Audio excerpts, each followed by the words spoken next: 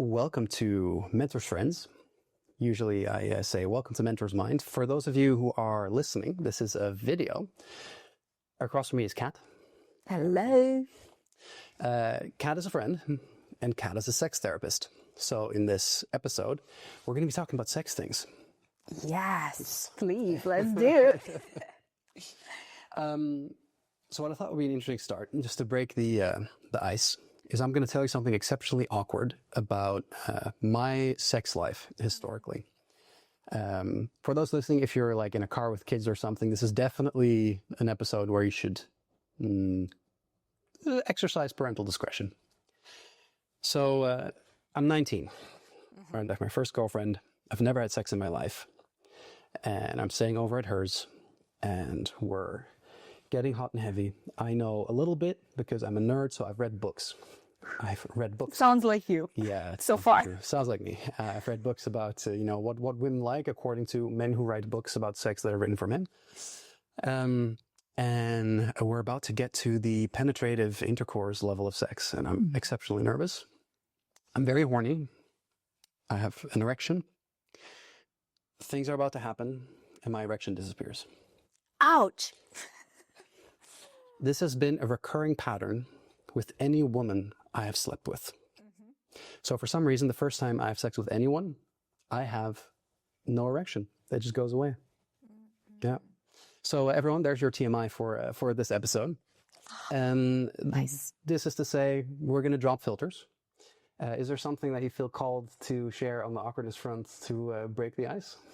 Well, already as a sex therapist, I'm thinking, wow, this is such a typical case, losing an erection in a very anxious moment.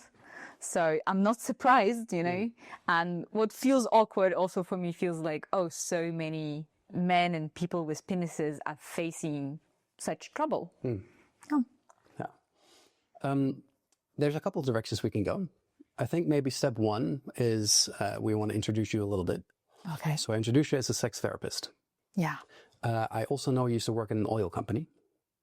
Energy company, yes. Energy company, my apologies.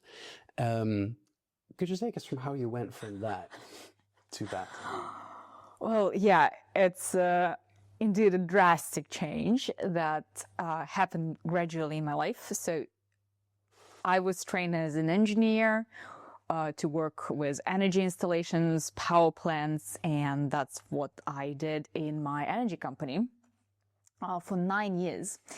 But on the way, I got interested into psychology, therapy, and sexuality because I started asking myself a lot of questions about who I am sexually, what my body wants, what all these experiences that I would like to try, what my boundaries are, how do I relate to humans in general, to men back then.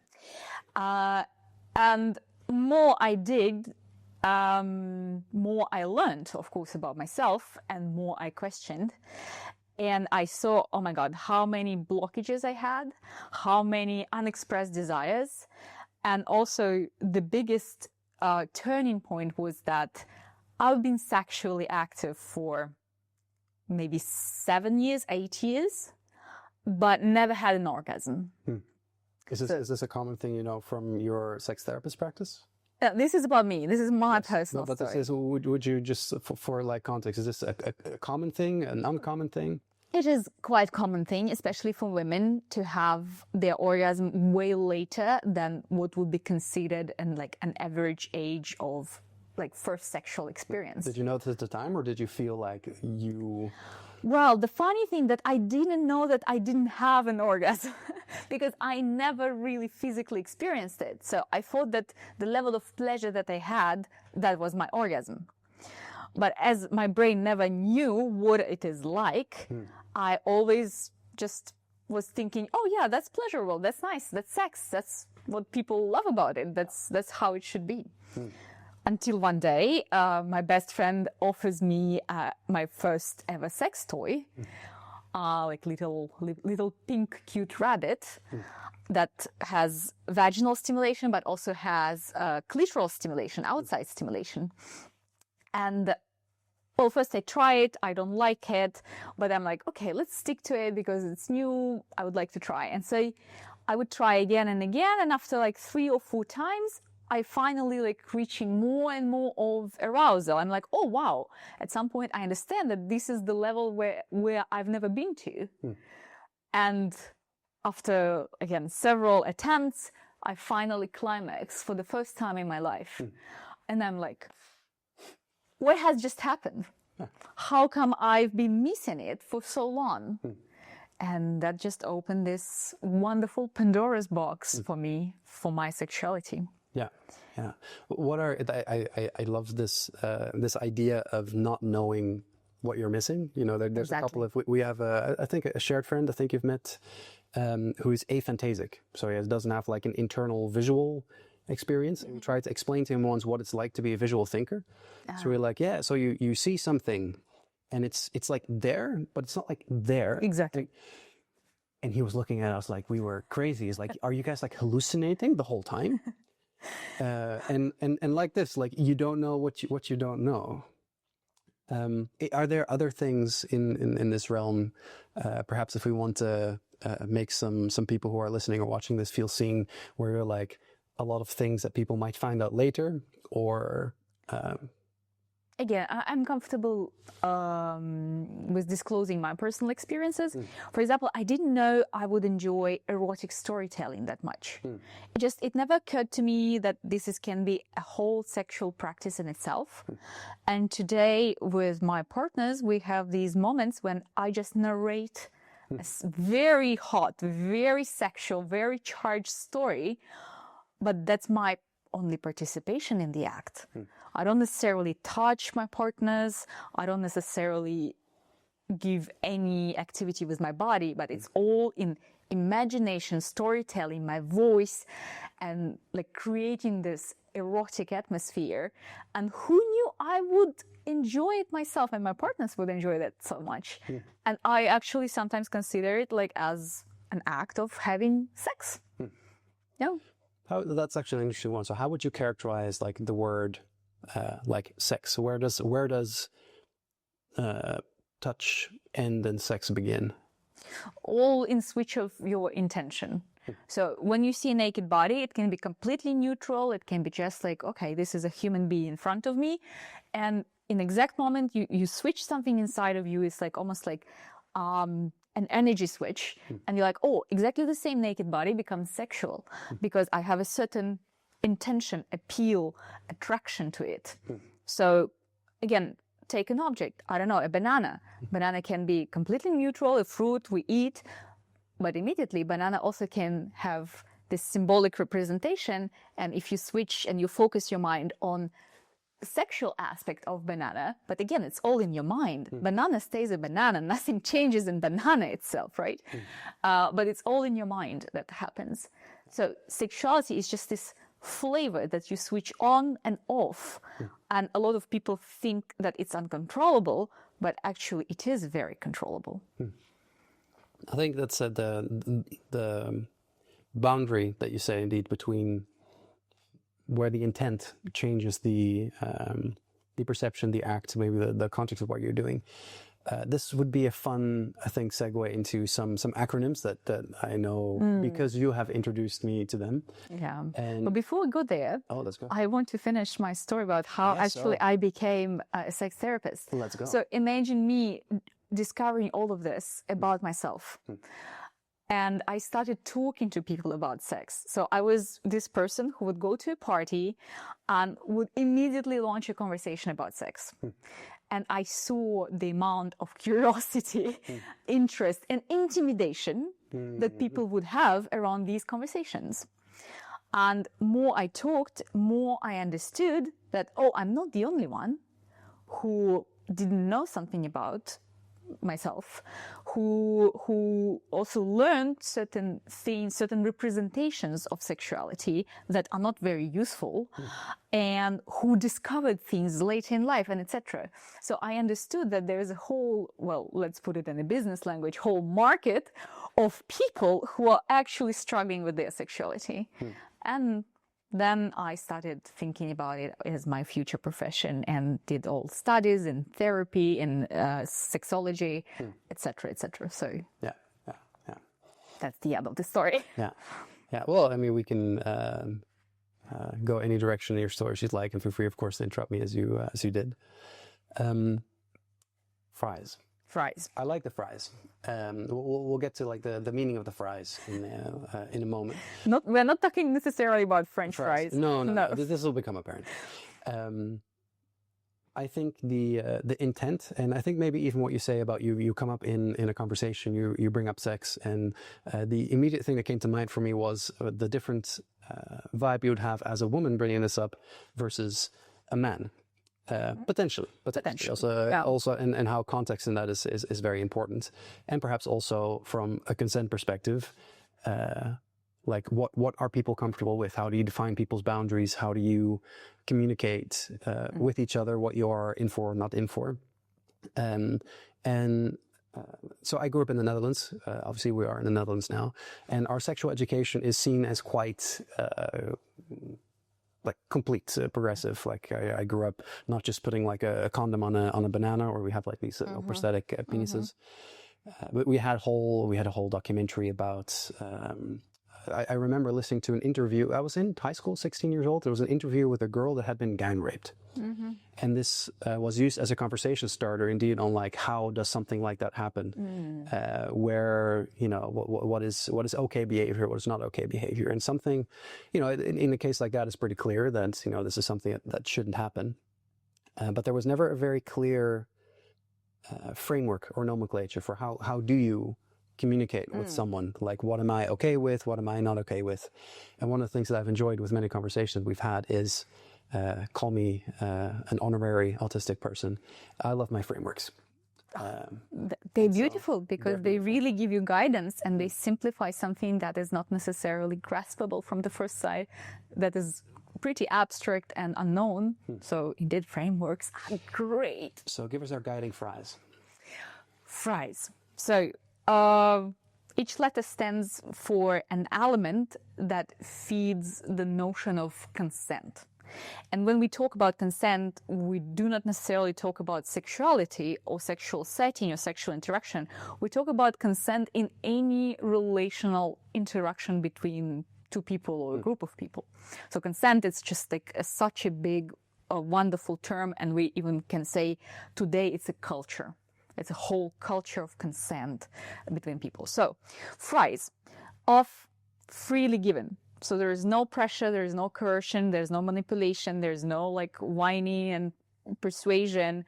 So it's really, you feel free to say yes or no to certain things. Are reversible or revocable. Means that even if you said yes to something, you can change your mind in the middle of the whole interaction. Then it's I, informed. Informed meaning I understand the whole context of our interaction or practice we're in, that I know the consequences, that I received enough of information about what we are doing in order to make my decision and to say yes or no. E would mean enthusiastic. So it means that I don't say yes from a place of hesitation, or maybe something like I'm not very well connected to my body signals, but I'm like very aligned emotionally, somatically, so from a body perspective, and also like with my mind to say yes. And our emotional expression is very different. Depends on the person. So enthusiasm can be interpreted very differently. Some people like jump with and radiate joy, and some people just like firmly say yes. And this is their level of enthusiasm.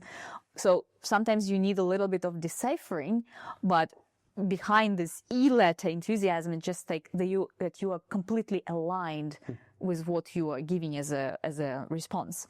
And us, the last letter stands for specific. So sometimes people propose something and it's so large, so broad that when you say yes, you actually don't understand exactly what are you saying yes to? So being specific, especially when your interaction with someone is new, you don't know each other well, and being specific really helps to say, okay, if I propose you a hug, that is like a firm hug, or maybe like a little hug on the shoulder, or just like shaking hands. So it becomes like more realistic for a person to give active, informed consent if you're specific. And I love this framework because it gives you really the directions how to navigate all of this.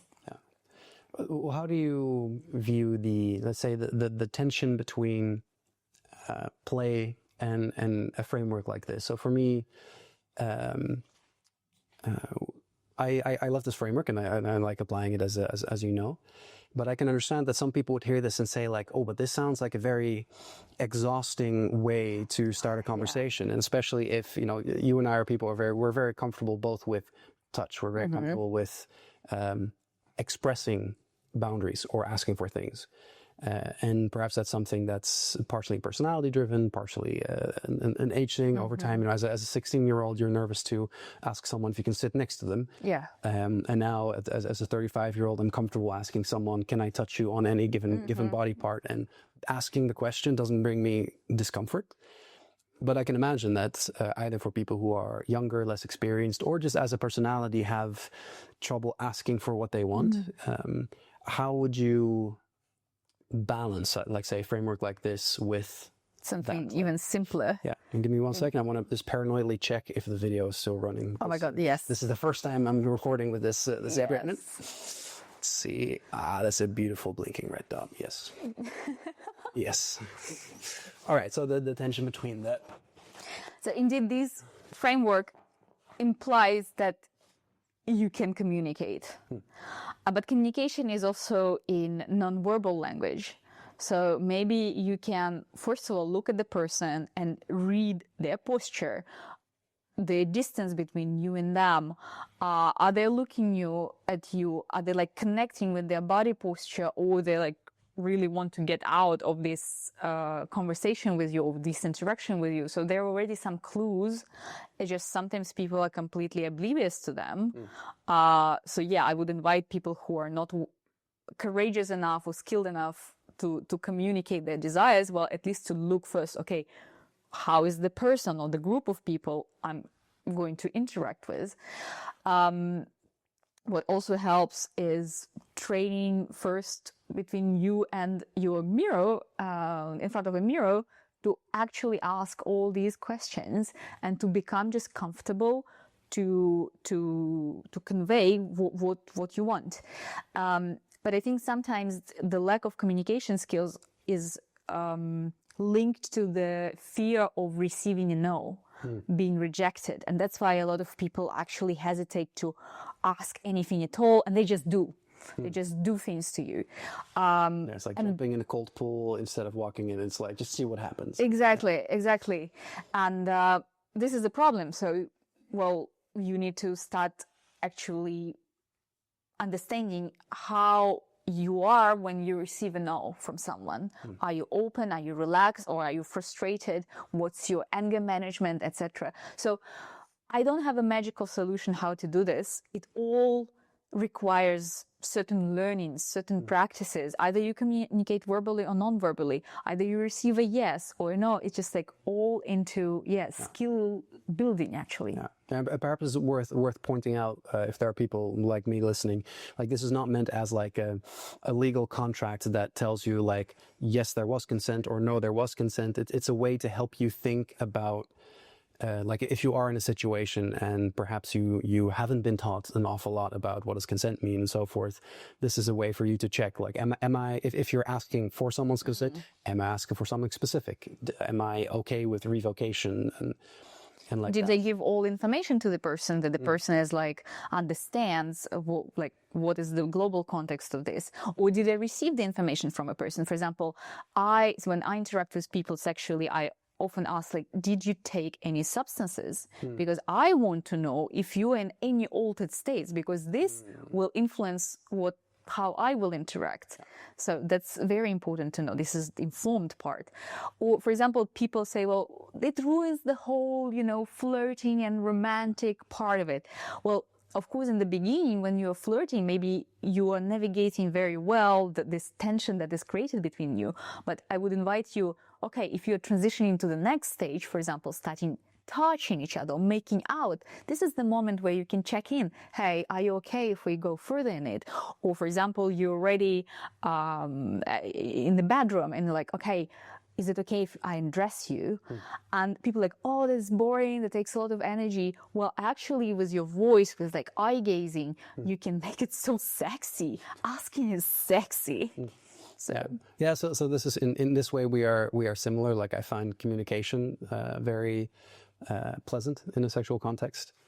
One thing you said there that I think again is worth emphasizing, that this is not only meant as a like, am I violating the rules situation, but also from a personal perspective. I mean, it's like, am I consenting to this in the sense of like, am I freely giving? Do I feel like I can revoke like whatever offer I'm going into? Am I going into a door where the room's going to be locked kind of situation? Yeah, can I step out? Can I step out? Am I enthusiastic? Is it specific what I'm, or am I just being invited to someone's house and their intentions are clear, but maybe I'm not clear? Or, Exactly.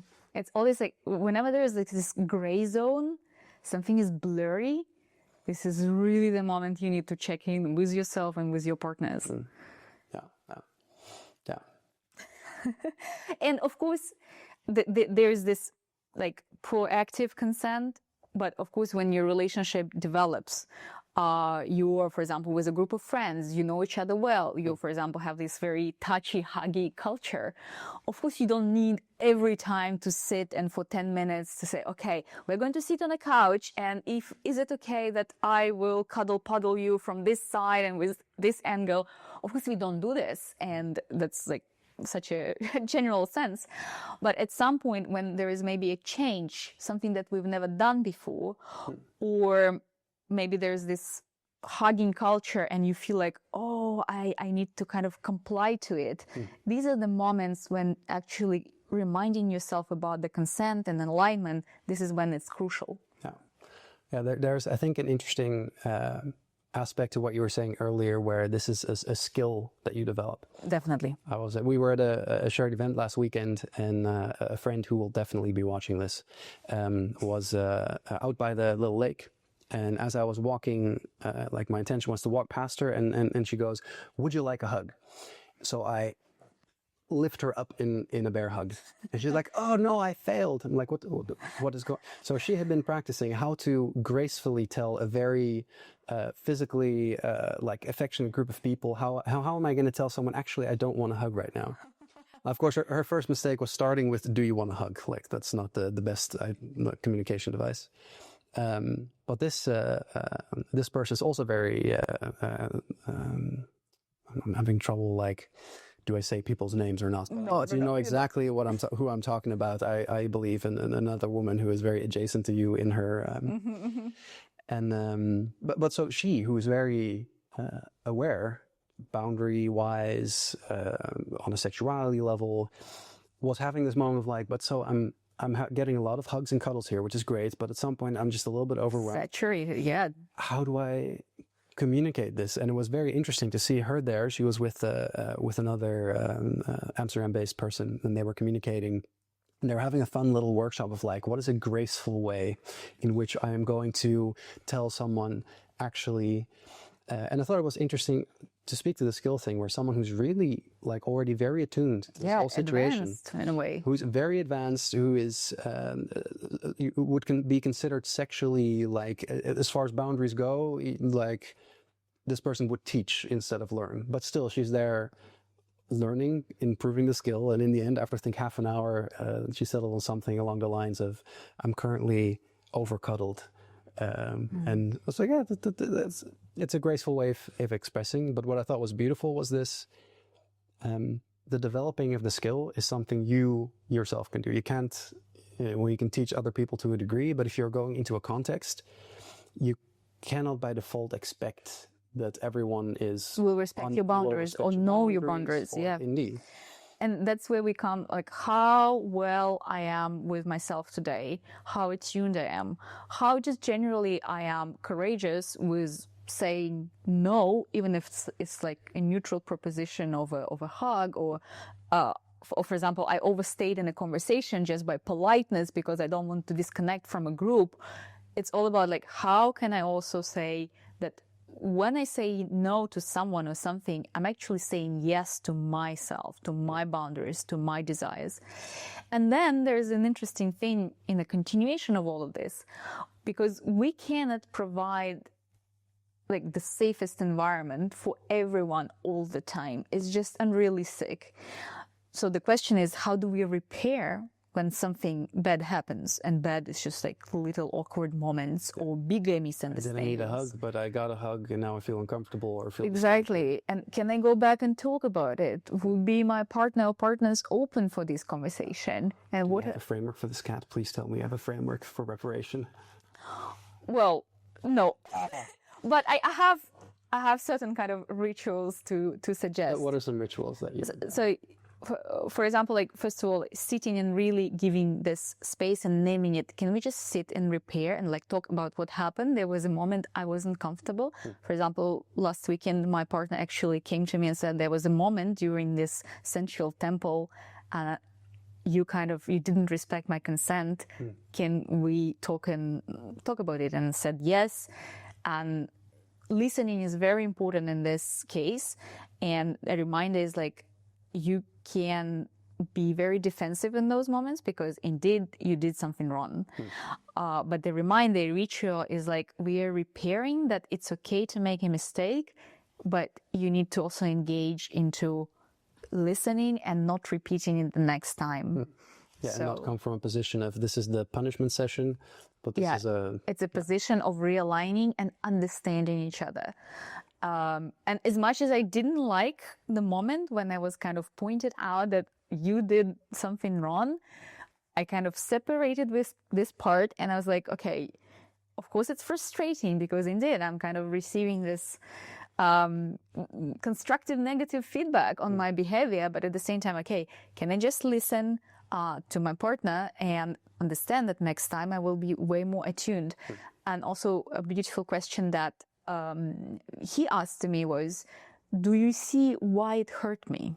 That's a very beautiful question to really see, like, do you know where my pain comes from? Why that moment was not consensual to me and was painful? And I was like, yeah, I see you, definitely. So. Yeah, well, here you see that you're a sex therapist because this, it took me a good 20, 30 years to be able to indeed like hear someone tell me something I did wrong or made someone uncomfortable. And this is like in and out of a sexual context. But it is a very, like, it's also a liberating skill to know that if someone speaks to you about something that you did wrong, that you are able to accommodate it. Yeah. And what I personally find very makes me feel nice is knowing that the people around me know, like, you can tell me things that you would like me to change or to do, or that perhaps indeed if I break something, then I'm receptive. Let's switch gears for 1 second. So I noticed you used the word temple. Let's do a little definition game. Just of a couple of fun words. We'll start with, because I have a sneaking suspicion that a number of people watching this will be in a shared group of people that we both know. And there's a number of words that I notice percolate through this community. Words that I now know what they mean, but I can't tell you why I know what they mean. So let's start with something completely adjacent. Do you do ecstatic dance? Yeah, definitely. Can you explain ecstatic dance to me? Briefly, because I have a list of a couple of fun ones. Okay, so there is a musical journey that, of course, depends on the DJ, but the music... So we're in a room and there's music. We're definitely in a room or a space. It can be outside, inside. And it's a free dance. So it means that you connect to the vibe, you connect to the music, you connect to your body, and you start moving freely. So sometimes there is a little guidance to hit your body up, but after that, it's just a free flow of whatever your body calls or whatever your emotional state calls in the moment. And sometimes you can interact with people, but sometimes you just like stay in your bubble. You can shake, you can jump, you can do extremely complex things, or you can stay still, you can sit and meditate. So it's really this space where you're extremely attuned to what your body and mind and whole psyche are asking in the moment. And of course, it's connected again to the music and to your body. So I'm imagining a room or a field or whatever with people, and they're all dancing in different ways that might look silly. It might look very silly. It can look actually attuned, because when you have like certain beat, you can still feel like the whole space is moving according to this beat. So people actually have sense of rhythm and attunement to the music. Or you can sometimes see people running and jumping because the music is like high and wild. And at the same time, there are some people that would just like sit and meditate or just like stay still with their eyes closed. It just depends also on your internal journey. And I do sometimes these exercises where I just express my anger and I become this primal animal. I can imagine you do it. Meow, yes. Being a cat. So yeah, this is the space for an ecstatic dance. So ecstatic, like take this word, it just does something to your mind. It brings you to another space without substances, because this is by definition a sober space. Well, we can question it to a lot, but by definition, it's a sober, because you have this ecstatic space because you are actually inducing it through the connection to the music, to other people, and especially to your emotion inside. A temple. A temple. The first time I heard this, someone was talking about a temple night. And I wasn't exactly sure whether I was imagining like a Knight Templar, like one of the, the old knights that were actually religious. But so temple nights, okay.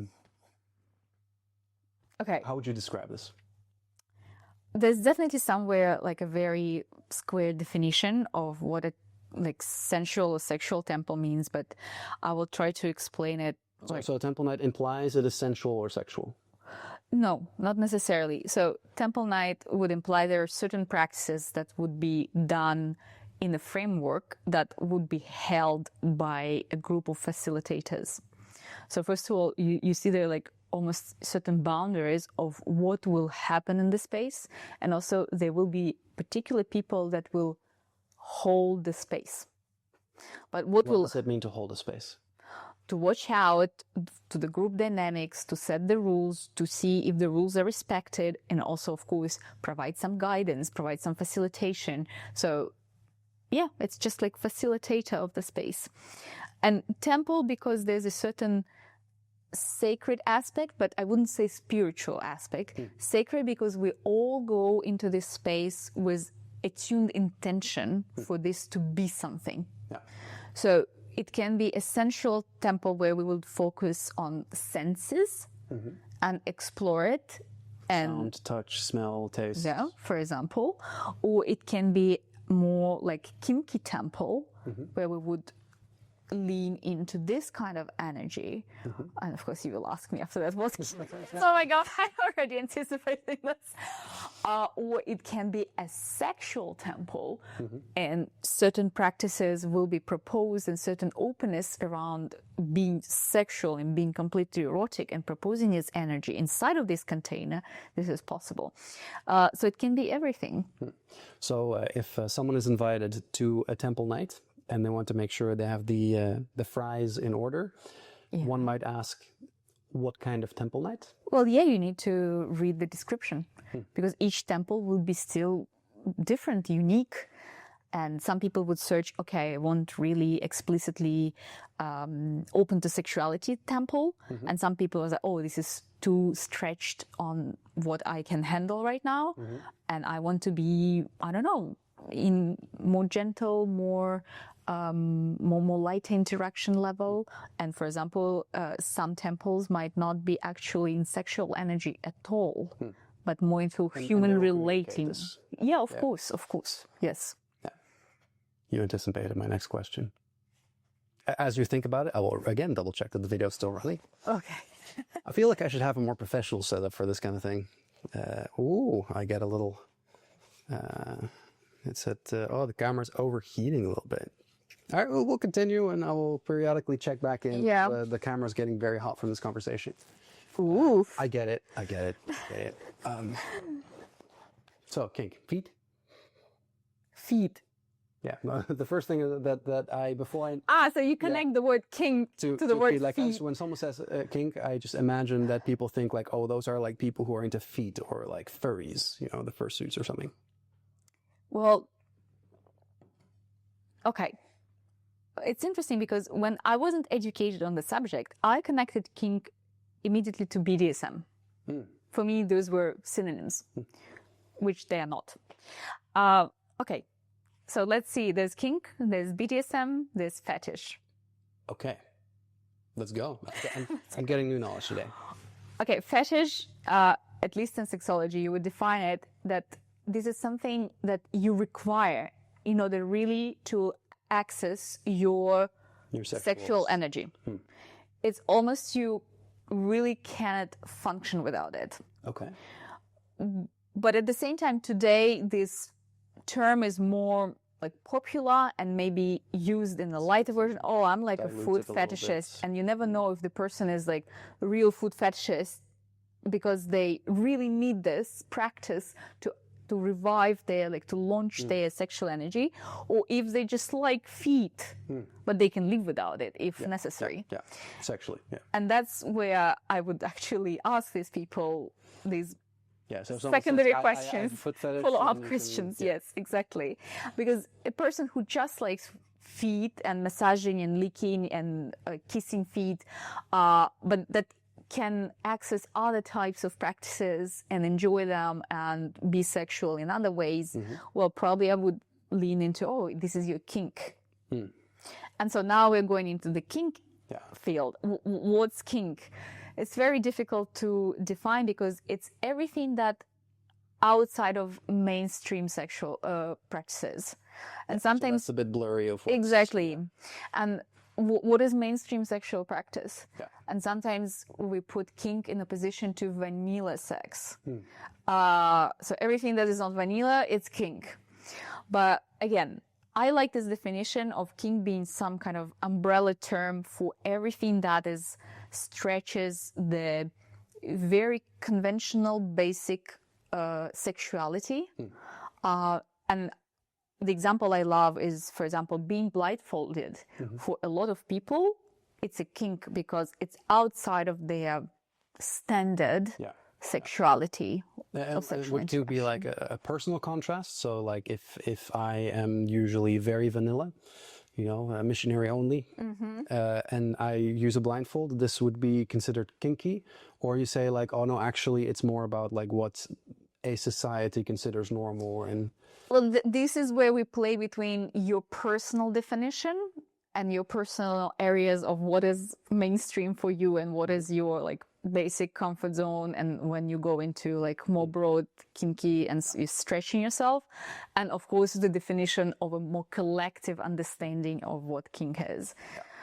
So maybe for a person who is more into kink spaces, you say, oh, yesterday I was blindfolding during my sex, and they were like, oh, whatever, okay, that's not really kinky, you know. But when they say that's an exceptionally adventurous, exactly, or they say, oh, yesterday, I don't know, I did some shibari, and you're like, yeah, that's kinky. You understand, you're gonna have to explain what shibari is. It's a Japanese bondage practice that can be erotic, but not necessarily. And then we come to BDSM, which is it's a certain culture in itself that has also frameworks inside of it, and how to communicate, and stands for different psychological plays, but also plays with principle of pain, either psychological discomfort or pain or power, or actually physical pain. It's all about power dynamics, comfort, discomfort. Exactly. And again, BDSM can be sexual, but not necessarily. Kink also can be sexual, but not necessarily. So wait. So I thought the kink would be a sexual related thing in the sense that a fetish is something that you need for sexual practice, and kink would be something. How would kink outside of a sexual context? How would I use that word or concept? Well, for example, if you like, for example, sharp objects on your skin, Okay. but you're not necessarily aroused by it. It's just It's just something more you enjoy. sensational. Yeah. Yeah. Yeah. That can be your kink. I see. Yeah. Immediately what comes to And mind. today, also people use the word kink as just something I like. Oh, that's my kink because see. I like it a lot. Quickly check our time because we have a hard out. We have 1.5 minutes left. This is a shame because I have so many questions that I wanted to go, and I feel like we've just started the start of a conversation as opposed to had a full conversation. Well, there will be part 2. There we go. Well, stay tuned. Next time we will see each other in a couple of weeks. Oh, yeah. We can do a Berlin edition. Indeed. Poland. Yeah. Nice. All right. Is there anything in this last minute? I will prevent this thing from making loud beeping noises. But as we round off, is there anything that you feel like you wanted to have said that wasn't said yet? No, I just like how this conversation actually went a lot into consent, which is not necessarily sex or sexuality adjacent specific. I love it. I love it. So then, Kat, where can people find things that you do, information about you, if they're like, gee, this cat seems really nice, I want more of that? Yeah, my Instagram, Katerina.Tartary -therapy. I'll put a little link. Yeah, and You're available as a sex therapist? yeah, I'm a sex therapist, relational therapist, In French and English? French, English, and Russian. Yeah, French, English, Russian. So, Yeah. anyone listening who is in need of someone who's like, gee, this cat seems like a good cat, Good catch. find you. Yeah. And then this is the first episode of Mentor Friends. Woohoo! All right. Now, I hope this thing didn't overheat and stop recording. Last moment. Is this victory? Oh, we have victory.